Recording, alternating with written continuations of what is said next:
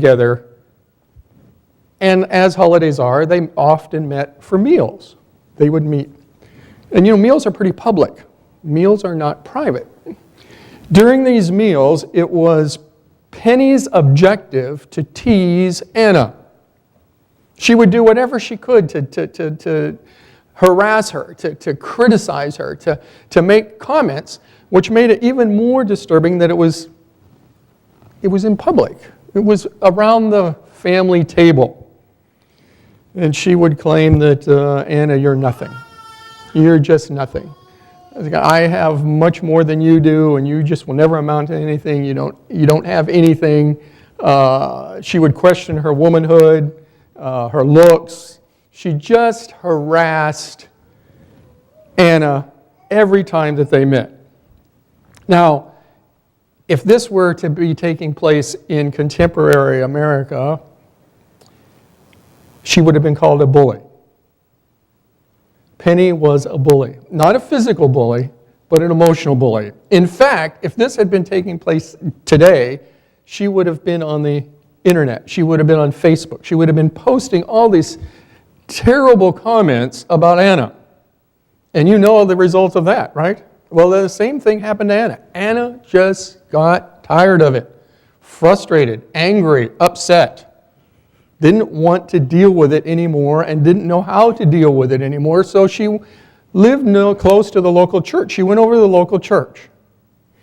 Church was open. She walked into the church. She found a pew, and she began to pour her heart out. Just pour her heart out. Eyes closed, lips moving, silent prayer, rocking back and forth, just full of this tension and emotion about what she had been going through as far as this persecution from Penny. In fact, as she was kind of crying and sobbing and her shoulders were heaving, she would sit on the pew and then sometimes she would just get down on her knees and just pray, fervently pray for some help. Well, the pastor happened to be there and came through the sanctuary and saw Anna there and saw her behavior and said, well, this is peculiar. This is peculiar. So he watched her a little longer, and he sees the lips moving, and he sees her trembling, and walks up to Anna and says, I'm sorry that, we don't tolerate drunks here. We don't tolerate drunks in our church. I'm going to have to ask you to leave. Well, you can imagine how Anna's feeling about this time. Her heart's almost broken anyway. She came to the church. She's lamenting her situation, and the pastor comes and asks her to leave because she's drunk. Well, she had had just about enough, and she told him in no uncertain terms that she was not drunk, that she had never drunk in her life. She was a good Adventist. She hadn't ever drank any hard liquor of any sort, beer or anything, and tried to explain to him why she was there. Well, he realized after the story had unfolded that he had made a faux pas, to diplomatically say it kindly. He had made a mistake, so he gives the kind of cursory, well, bless you, my child, and kind of slinks off into his office or some other place and leaves Anna there by herself to deal with her concerns and deal with her broken spirit. Story number one. Story number two begins like this. And the fascinating thing that I have the opportunity of doing is that my wife Nancy is very encouraging, and she made a great testimony last night when she didn't think I was here listening about our relationship and what attracted her in the first place, which was kind of a surprise to me, marginally a disappointment. But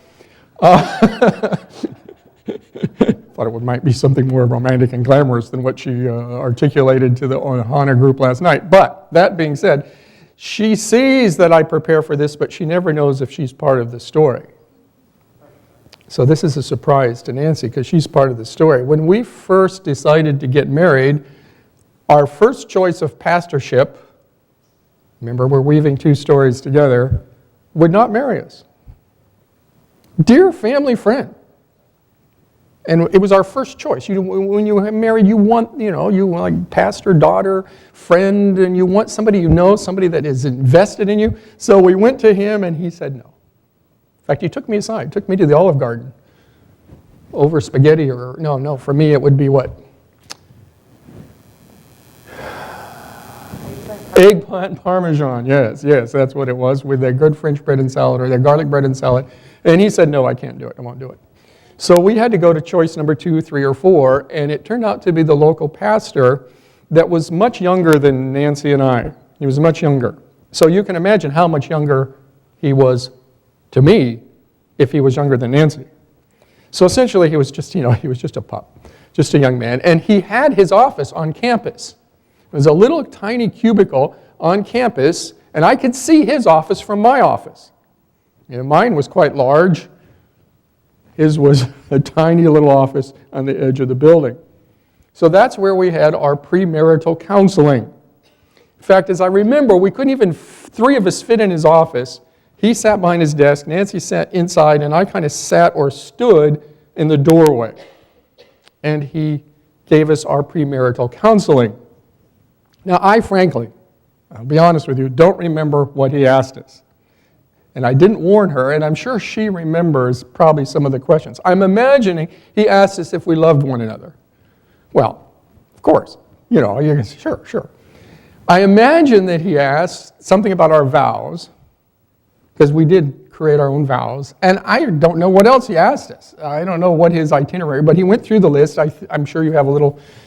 Anyway, he went through the list. We went through our marital counseling, but I do know what he didn't ask. And I'm suggesting to the pastors in the audience, and there are a number of you, to add this to your marital counseling profile. Ask the couple what they feel about panhandlers. Okay, ask the couple, the husband first or the wife first, but get 2 distinct opinions what they feel about panhandlers. Those are those people that stand at the corner, right? And they ask for money. Have their little signs, right? Homeless or whatever the case may be. And if they're not at the corner, they're on the sidewalks, right?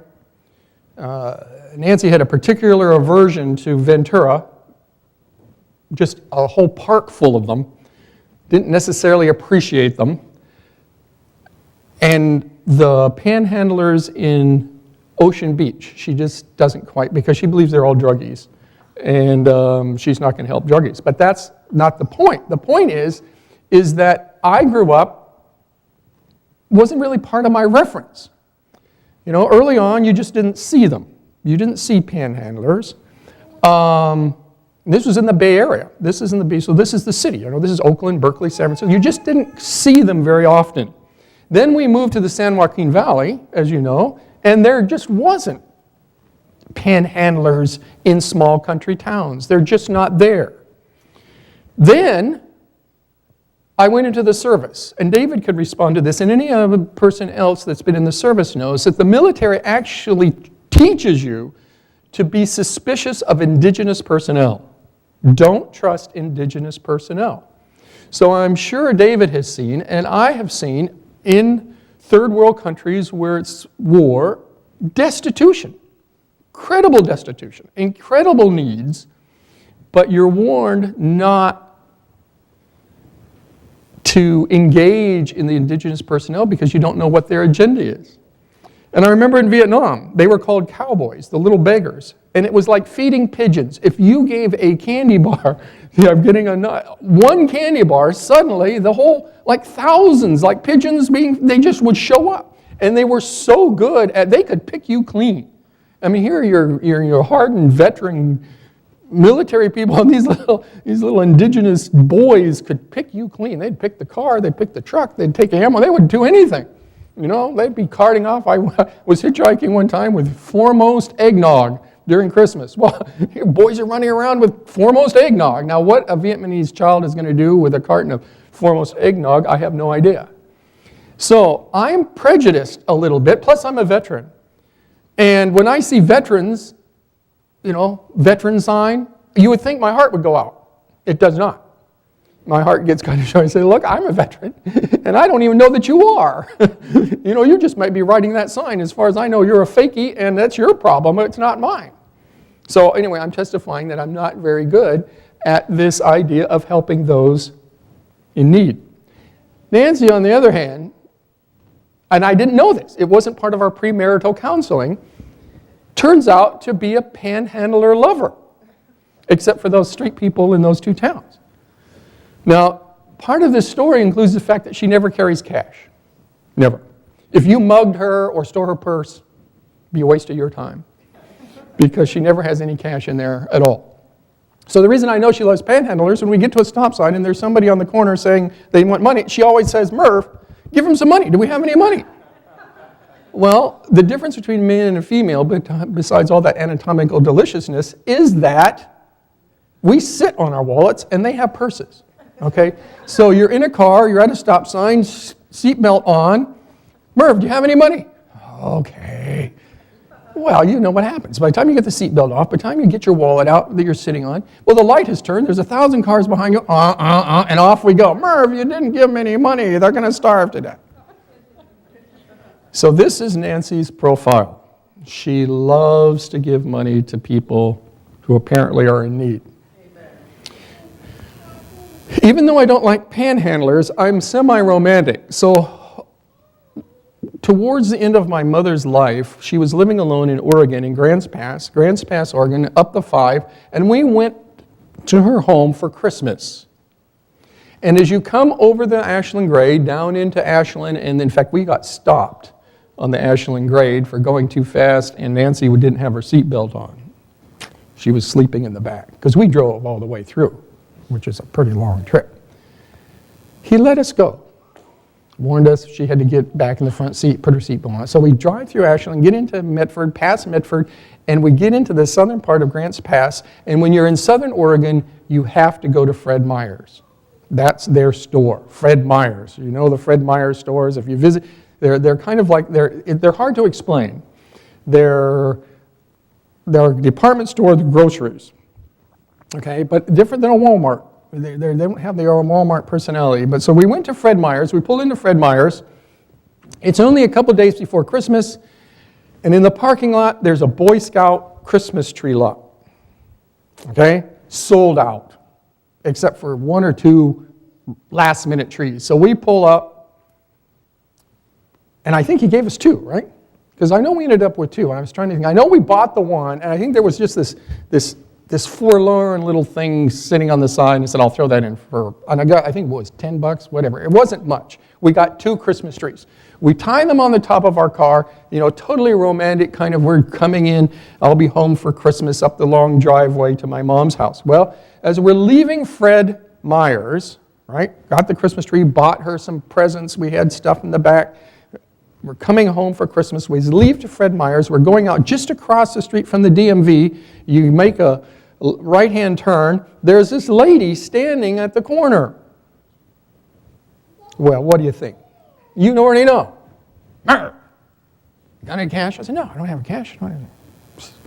She's out of the car. She didn't even wait for the answer. She's out of the car. And I hear rustling around and exchange, and I'm looking in the mirror. It's holiday, and not everybody has a holiday mood, and cars are backing up, coming out of Fred Meyer's, and Nancy's gone, and next thing I know, she's back in the car. This is, okay, we can go now.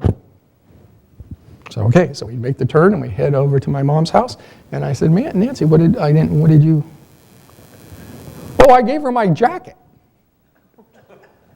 I gave her my jacket. And this isn't just some funky little jacket. I mean, this is her nice winter coat. It's gone. She gave her jacket. And what else? I think apples. We just bought apples and stuff. And, all of our Christmas stuff is gone. Nancy gives it to this lady. Premarital counseling. Always ask what your spouse or your vision of. You're welcome. This is to be a blessing. It is to be a blessing. Okay, and our text, of course, is Matthew 5. Matthew 5. Now, I'm using the I'm using the Clear Word version, which I really appreciate, and we're going to use this in a number of, we're only going to use 2 chapters today, but this is, and this is, I said, longevity of life is no good unless you're happy. Now, the King James says blessed. Blessed are those. Well, blessings, who's going to refuse a blessing? This version calls it happiness. Happiness comes. Happiness comes from loving to do what is right. I liked that version. Happiness comes from doing what is right. And that's really difficult. Not everybody has the innate ability to do what is right. To those who do right will have an inner satisfaction that nothing else can be given. Happiness comes from being kind, considerate, and forgiving. People will remember your mercy and they will return the same to you.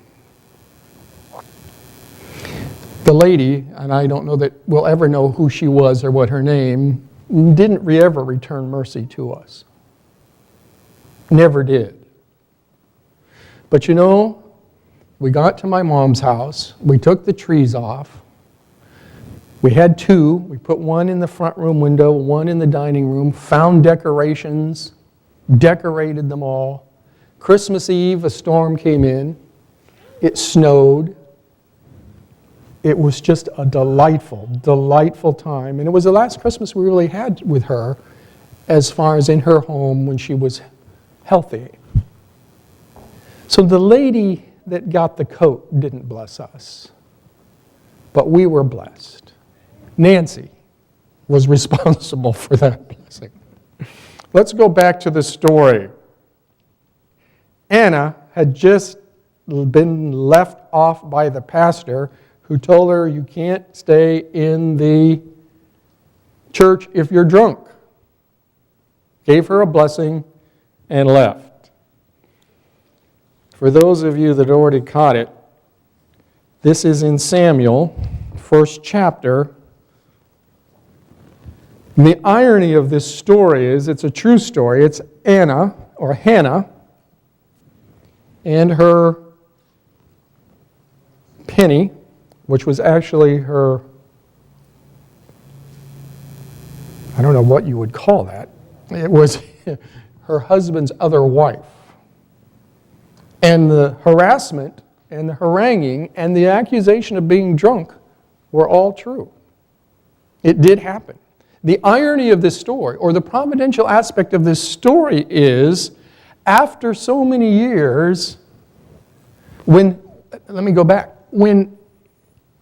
the priest, at this point, not the pastor, we'll just interchange those words, the pastor, the priest, Eli, when he kind of backed off from accusing her of being drunk, says, blessed you, is a kind of way to escape his mistake. She took it literally. She took that blessing literally. And that blessing was because part of that harassment was she had no child. As the story, I have more than you.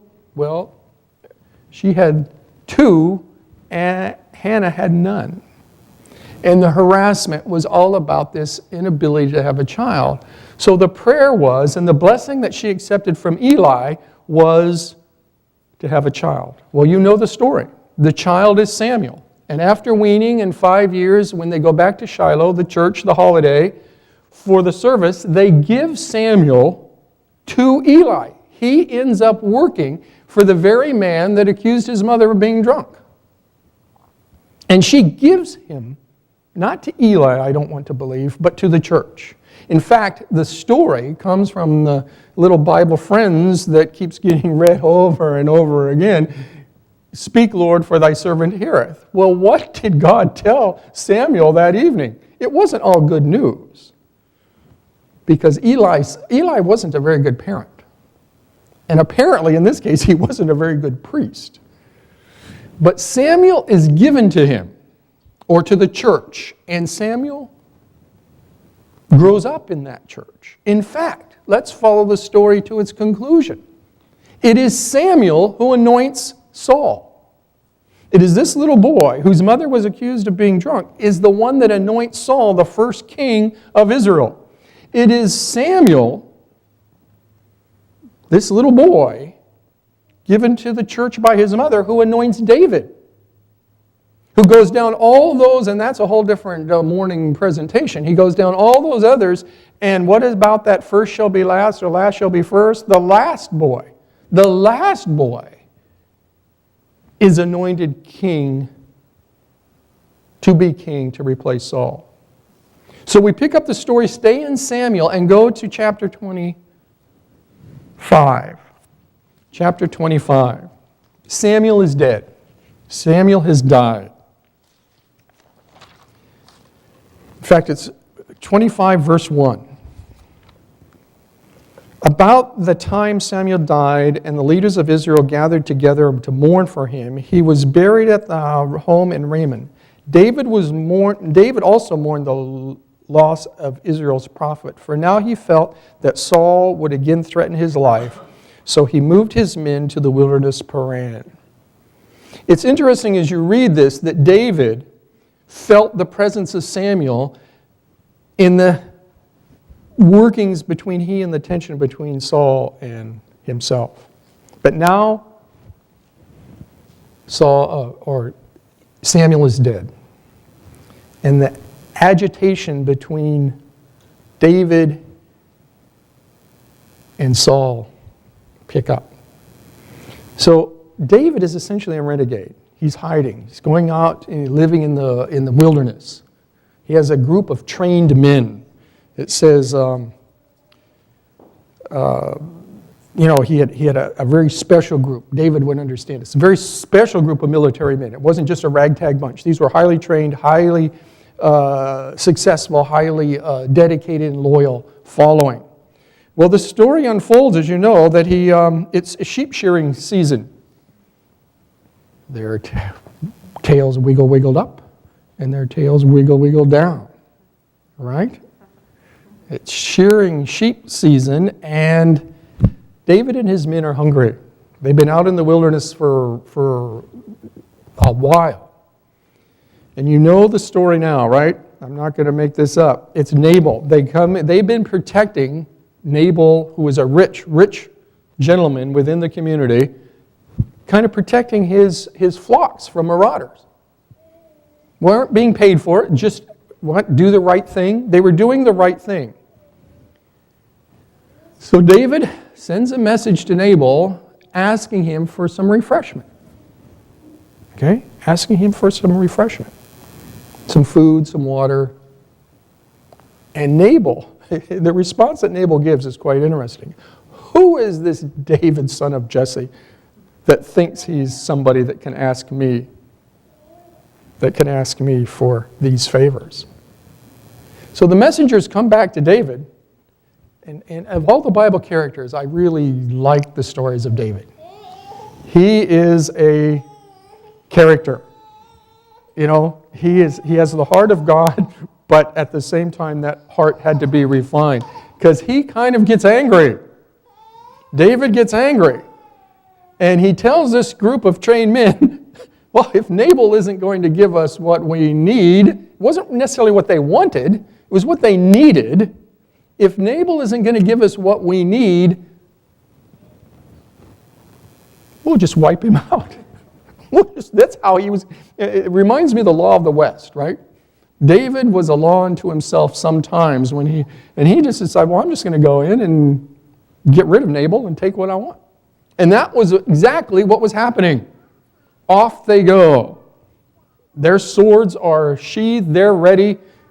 David is coming in. And as the story unfolds here in Samuel, you look at chapter or verse 23, as he's coming in to destroy Nabal, he sees a caravan of donkeys coming. Right? A caravan of donkeys. He says, well, this is curious. We need to check this out. This is curious. And as he gets closer, leading that group of donkeys is a woman. Right? Leading that group of donkeys is a woman, Abigail.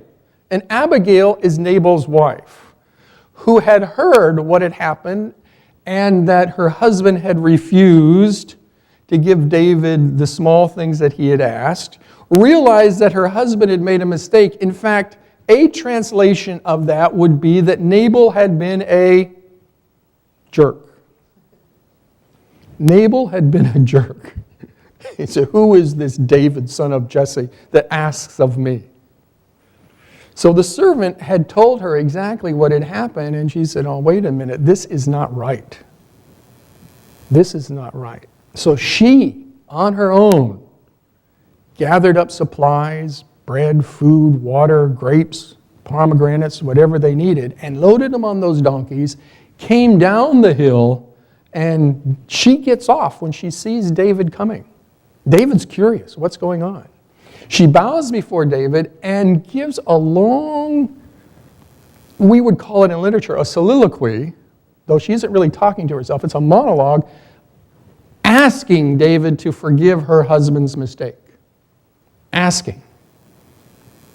Please.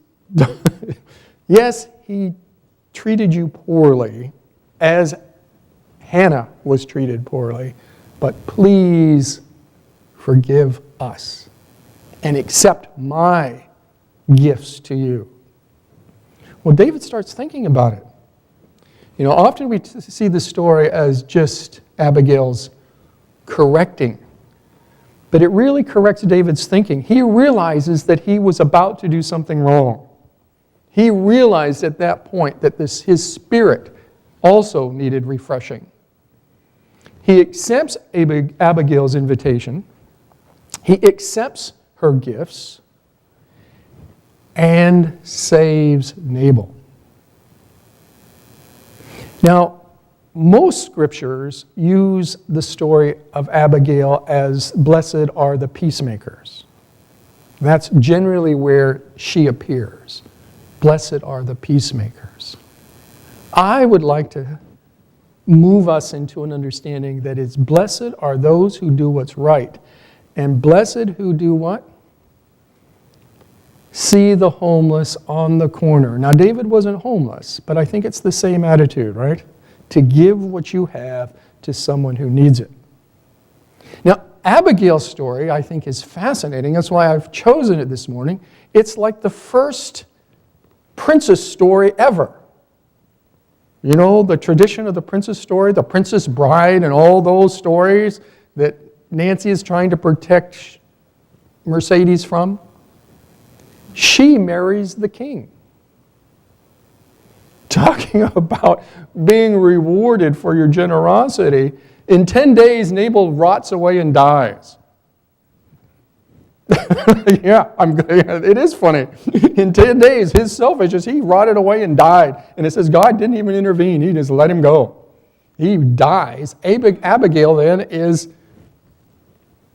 culturally available, and the next thing she knows, the servant is asking her, David would like you to come and be his wife. She doesn't hesitate too long. As you read the story, she says, this sounds like a pretty good deal. In fact, she says, I will wash the servant's feet. I will wash the servant's feet if that's what it takes. And Abigail becomes the king's wife. Pretty fairy tale. Well, it's not a fairy tale. It's a biblical story of what happens when you are generous and kind. When you're generous and kind. And that is all in Matthew 25. We were already in Matthew 1, or Matthew 5, which is the Beatitudes, blessed are those. But I'd like to kind of, just one more conclusion, but this part of Matthew 25, you have cared about others, which shows that you care about me. What a great line. You have cared for others, which shows that you care about me. Nancy cares for others, which by translation means that she what? Cares about God. Abigail cared. It wasn't that she cared for David. I think that's really clear. I guess she knew who David was, but at that time, he's just living in caves. I don't think she really says, oh boy, this is my opportunity to be the king's wife. She did it because it was right, and she had a kindness in her heart. When others were thirsty, you gave me water. When they were hungry, you gave them food. And when they were without a place to live, you took them in. When they had nothing suitable to wear, you gave them clothes, winter jackets, whatever the case may be. When they were sick, you visited and comforted them. And they were in jail, you didn't forget them.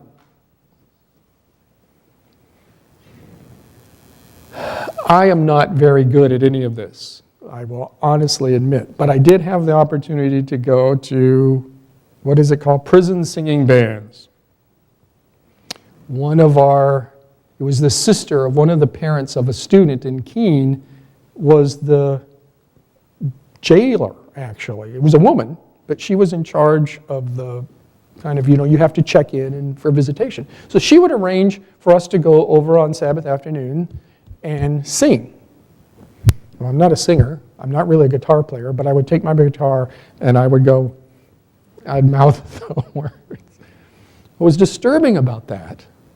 I mean, it's disturbing. If you've ever gone to jail ministry, it's disturbing anyway. But what's disturbing about that is that on more than one occasion, I would see ex-students. We would be doing singing bands to ex-students, students who I had taken home after school, students who I'd had parent-teacher conferences with. When you were in prison, you visited me. You didn't forget me. When the righteous will say, Lord, we never realized that when we fed the hungry, we were feeding you, or that when we gave you thirsty people a drink, we were giving it to you. Neither did we realize that when we took strangers into our house, we were taking you in. When we gave people clean clothes, we were giving it to you. And we didn't know that when we visited the sick or those in prison, we were standing by you. And the Son of God will say, I know you didn't realize this because a change took place in your life. And kindness and compassion became part of your nature. What you did by caring for those thought of us as insignificant was just as if you had done it to me. We can live long lives, but unless we're blessed by thinking about others. And what was the last discussion we had on Wednesday night? The great commandment is to love your neighbor as yourself. It's hard. It's hard to do. There are no young boys here. Last time I had the opportunities, there was some young boys, and I promised that there would be a children's story at the end. And I promised there will be a children's story at the end. So for Mercedes, Madeline left. So for those two young children and for Pastor Maxwell, because not only is he young in heart, this is a story about a train. And this is a story about the San Joaquin Valley. So if the rest of you are not interested, that's okay, but Pastor Maxwell is going to be interested in this story. And this story is about Stella. Stella and the hobos is what I call it. Stella and the hobos. Now, Stella to you doesn't mean anything, but I'll tell you this. If you get a chance, you can Google her. You can Google her. Stella was my father's cousin. Several years, my father was born in 1917. I could have looked it up because I know it's in our family history tree. Stella was quite a bit older than my father. Stella lived in the San Joaquin Valley. In fact, she lived in Goshen. Now, for those of you that know the San Joaquin Valley, you drive up 99, and it's called Old 99. It used to be New 99, but now it's Old 99. You go up Old 99, and if you're driving north, you get to Turlock, and there's a B-17 right there at the end of the park. I don't know why it's still there. I'm surprised the Smithsonian hasn't come and taken that away. Then you go up to the Visalia Airport. You go up to the Visalia Airport, and it's to your right, and that's where 198 crosses the 99 and goes up into the southern entrance of Sequoia. Well, that used to be a stop sign. Years ago, that used to be a stop sign. You had to stop on the 99 for the 198 cross. And I remember when they put that exchange, and it's one of the most spaghettied exchanges in all of the highway system in America. if you've ever tried that 198 Visalia, it is the weirdest thing that you can imagine. And that was a big thing when they put that in, because I remember it when it was a stop sign, and I remembered it when they opened it, and it's... But if you keep going, right past that exchange is Goshen, named after the Egyptian Goshen. Now, years ago, the 99 wasn't there. Visalia wasn't there. Hanford wasn't there. And the Naval Air Station at Lemoore wasn't there. So the center of commerce was Goshen. Center of commerce was Goshen. And long before 99 was the Southern Pacific Railroad that went from Bakersfield all the way to Sacramento. And actually from Bakersfield, it went east over the Tehachapi's, down in the Mojave, and then that spread out east of there. So it was a main artery. Stella was the postmistress of the Goshen Post Office. You look it up, she's the first local female postmistress in America. She was in charge of that post office. So her job was, of course, to sort the mail, put the mail out. But how did you get the mail then? Well, this was just post-Pony Express. You got it by train. You got it by the train. Now, getting mail from a train, as the pastor knows, is pretty easy. Pretty easy. Trains either going southbound or northbound, they have it was a satchel. Now you just throw it out. Now, you didn't want to be there to catch it. You just saw that they dropped it. You went out, you secured the satchel, sorted the mail. Getting the satchel on the train was a whole different deal. And you did not do it in reverse. You didn't go out there and decide 1, 2, 3. That's not how you did it.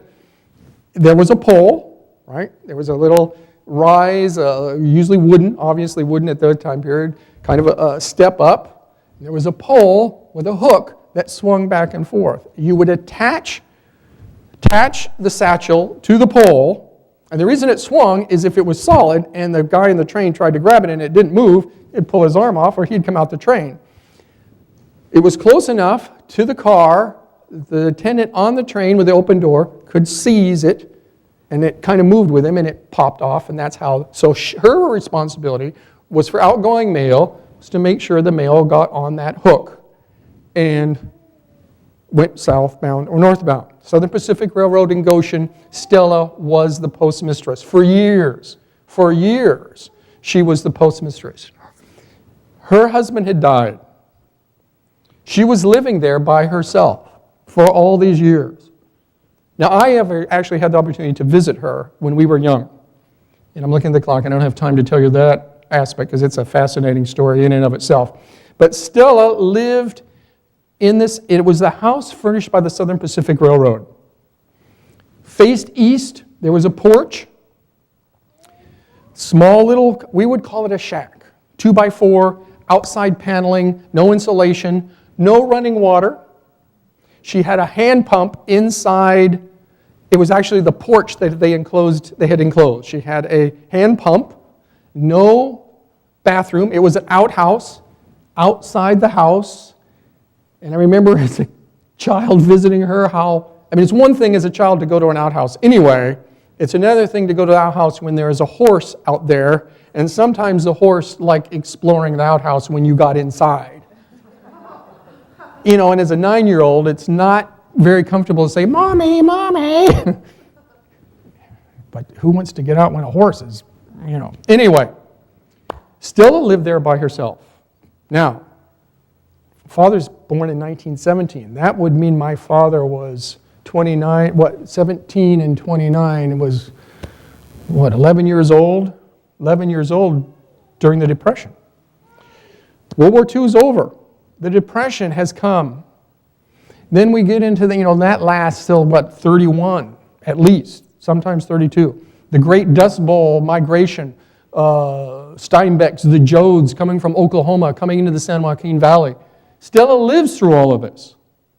She lives through World War II by herself in this house furnished by the Southern Pacific Railroad. Stella's habit was to leave tins of food on her porch.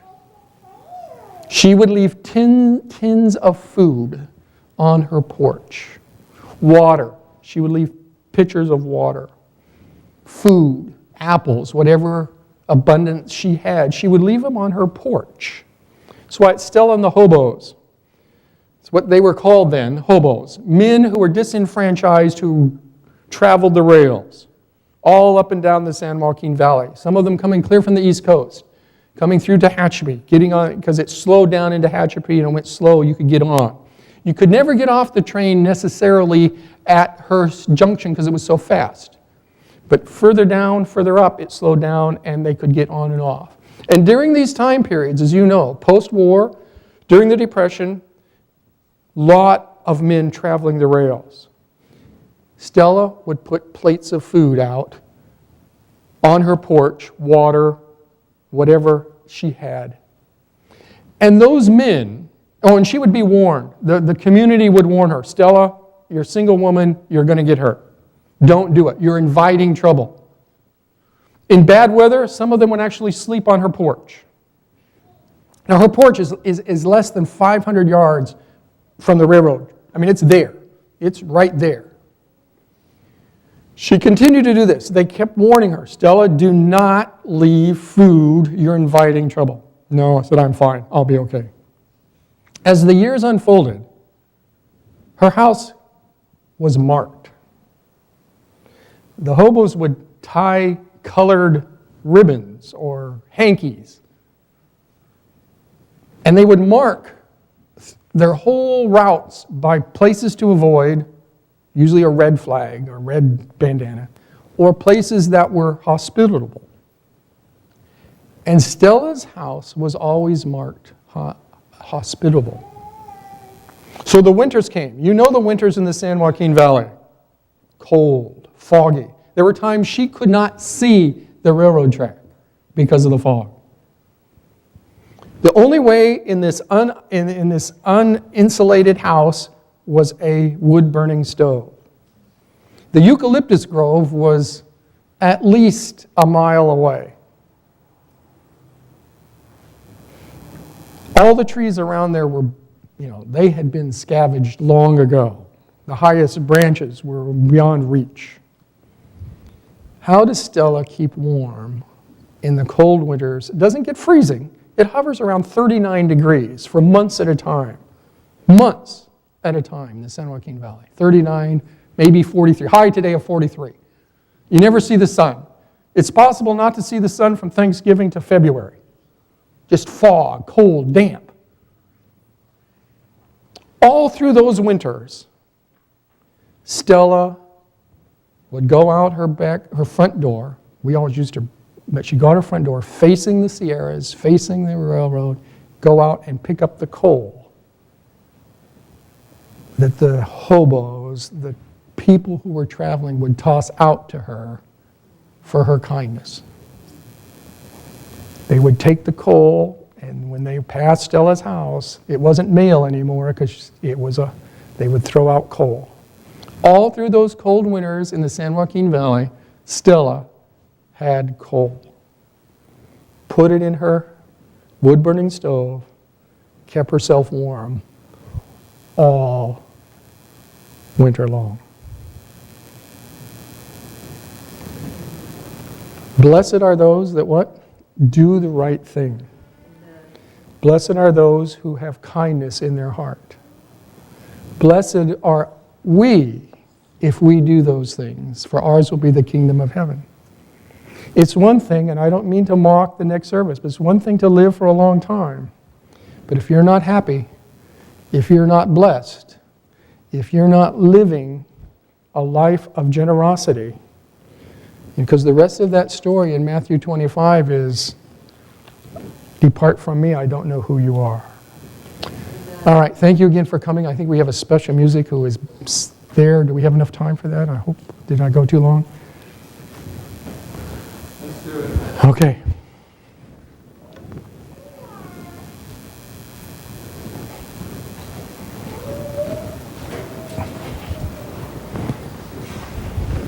I'll just name the Right here. The offering today is for church budget, and the deacon will just be ready when at the end of the special meeting to take that.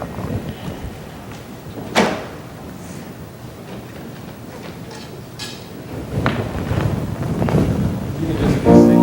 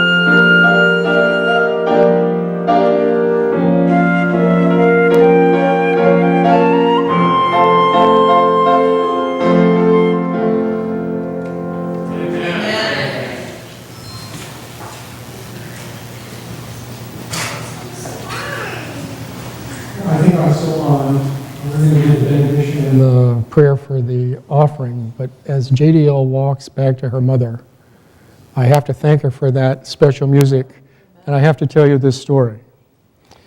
JDL was in my junior literature class, and she would sit and she would doodle. She didn't take copious notes. She was a copious doodler. She would draw all over, and I'd walk around there and say, "Are you paying attention? I'm talking about this. It's so important." And she'd be drawing pictures. I'm willing to bet that in her journal, should she have ever kept one, which she was supposed to, she never, and this was the great thing I think about the church family, she never imagined ever that she would be playing special music first service with her literature teacher doing the presentation. I just don't think she ever imagined that. And here it is. And what a blessing. Thank you so much. That was delightful, especially that last note at the end. Being an ex-trumpet player, I would have never made it. All right, let's bow our heads.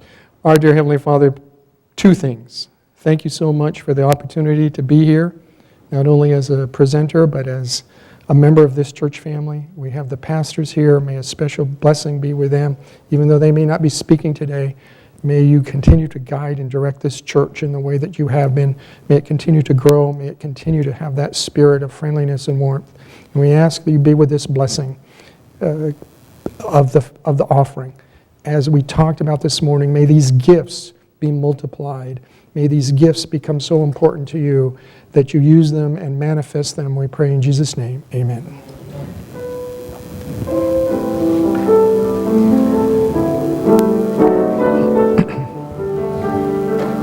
Thanks, Mary. You're welcome. Anytime you need it.